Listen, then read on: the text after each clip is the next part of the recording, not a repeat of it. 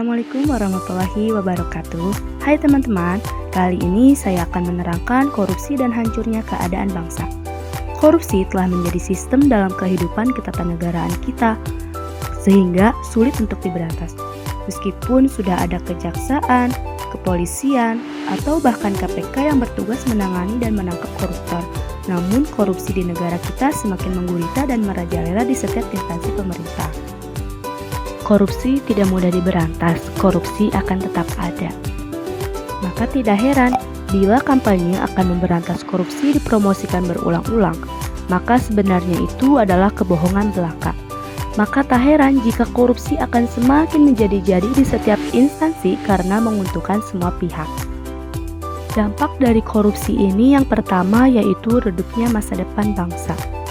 Masa depan bangsa Indonesia dilihat dari angka kemiskinan korupsi yang amat sangat dipertanyakan kebaikannya. Karena bagaimana Indonesia bisa sejahtera apabila rakyatnya masih banyak sekali yang belum sejahtera karena ulah pejabatnya? Bagaimana Indonesia bisa maju jikalau pejabatnya saja masih banyak yang melakukan korupsi dan kasus-kasus lainnya? Generasi ke generasi mulai terkena dampaknya. Generasi yang akan meneruskan perjuangan bangsa, masa depan bangsa harus melewati tantangan-tantangan yang begitu berat dari mulai permasalahan pejabat Indonesia sampai dengan permasalahan negara yang tak kunjung usai. Budaya Indonesia yang semakin modern semakin tertinggal karena faktor lemahnya rasa nasionalisme kaum muda sekarang di Indonesia. Kondisi perpolitikan yang semakin jahat di Indonesia dari mulai kasus maraknya baliho saat pandemi sampai wacana 3 periode Pak Joko Widodo. Dan sekarang banyak sekali pejabat terkena kasus korupsi. Bagaimana generasi seterusnya akan membawa Indonesia lebih baik lagi jikalau budaya korupsi di Indonesia semakin menjadi-jadi? Dampak dari korupsi yang kedua yaitu kemiskinan struktural.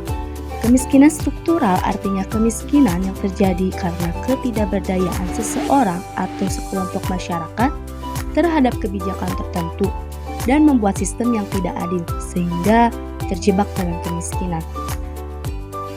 Korupsi ini menjadi penyebab kemiskinan masyarakat.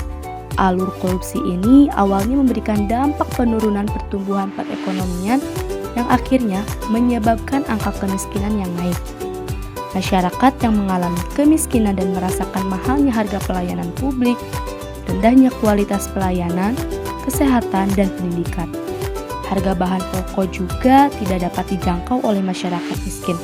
Rumah layak huni, kesehatan, dan lain-lain sangat sulit untuk diakses karena informasi hukum yang tidak berpihak pada masyarakat miskin.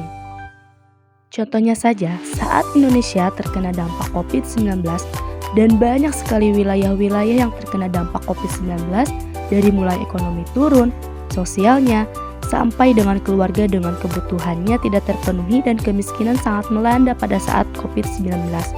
Namun, masih banyak sekali pejabat desa sampai pejabat negara melakukan tindak korupsi guna mementingkan perutnya sendiri dan menelantarkan rakyat Indonesia yang sedang kesusahan melawan pandemi COVID-19.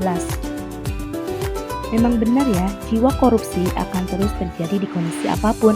Bahkan saat Indonesia sedang genting melawan COVID pun, mereka para koruptor lebih memikirkan kesenangan untuk dirinya sendiri. Semoga korupsi bisa diberantas meskipun tidak mungkin, tapi setidaknya berkurang.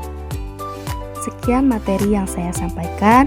Terima kasih. Wassalamualaikum warahmatullahi wabarakatuh.